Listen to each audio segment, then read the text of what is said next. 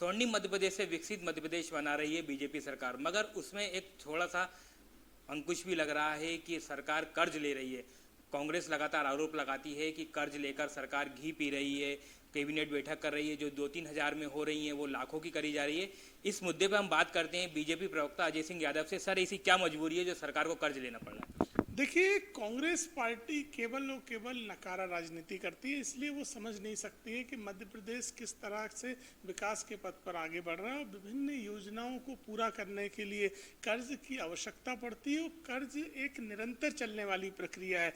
कर्ज के माध्यम से जो योजनाएं हम लाते हैं उनसे प्रदेश की जनता को कई गुना अधिक लाभ मिलता है। आज मध्य प्रदेश का 4 लाख करोड़ का बजट है। मध्य प्रदेश की जीडीपी में लगातार वृद्धि हो रही है। मध्य प्रदेश में औद्योगिक विकास दर भी 10% के ऊपर जा रही है।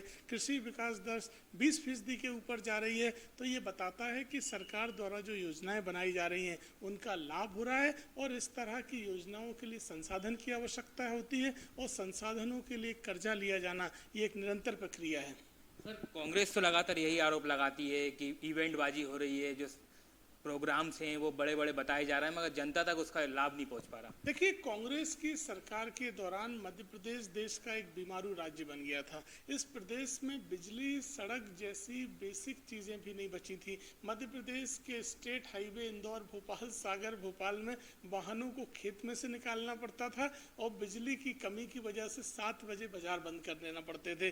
तो ऐसी व्यवस्था देने वाली कांग्रेस पार्टी नहीं समझ सकती है कि अब किस तरह से मध्य प्रदेश में बड़े बड़े हाईवे, औद्योगिक निवेश और दुनिया के बड़े बड़े उद्योगपति मध्य प्रदेश में पैसा लगाना चाहते हैं। इस व्यवस्था को हमने बनाया है। साथ ही मध्य प्रदेश में कृषि का जो रकबा बढ़ा है वो मध्य प्रदेश की कृषि विकास दर को दिखाता है। उद्योगपतियों का जिस तरह से रुझान मध्य प्रदेश में है वो दिखाता है। कांग्रेस की सरकार में तो नेगेटिव में हमारी जीडीपी आ गई थी, हमारी विकास दर माइनस में चली गई थी।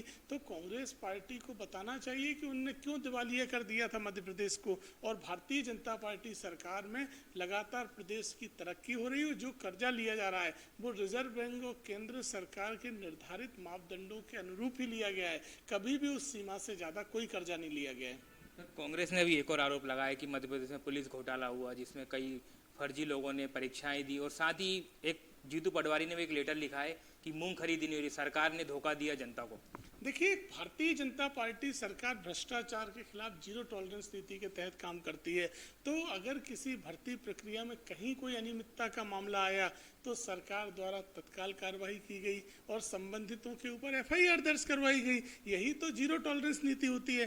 कांग्रेस की सरकार में तो ऐसे भ्रष्टाचारियों को संरक्षण दिया जाता था और कांग्रेस के नेता स्वयं मिलीभगत करके ऐसे घोटाले करते थे। रही बात किसानों की, तो मध्य प्रदेश देश का एक अकेला राज्य जो गेहूं पर 175 रुपये बोनस देता है, यहाँ तक कि धान के लिए 3000 रुपये प्रति हेक्टेयर बोनस देने वाला राज्य, 0% पे किसानों को कर्जा देने वाला राज्य। तो कांग्रेस के नेता जिनने कर्जा माफी के नाम पर जनता को धोखा दिया, ठग लिया, वो केवल झूठ बोल रहे हैं। मूंग खरीदी भी जल्दी ही प्रारंभ होने वाली है। सरकार संवेदनशील है। यशस्वी मुख्यमंत्री डॉक्टर मोहन यादव जी के नेतृत्व में किसानों के हित में हर जरूरी निर्णय लिया जाएगा।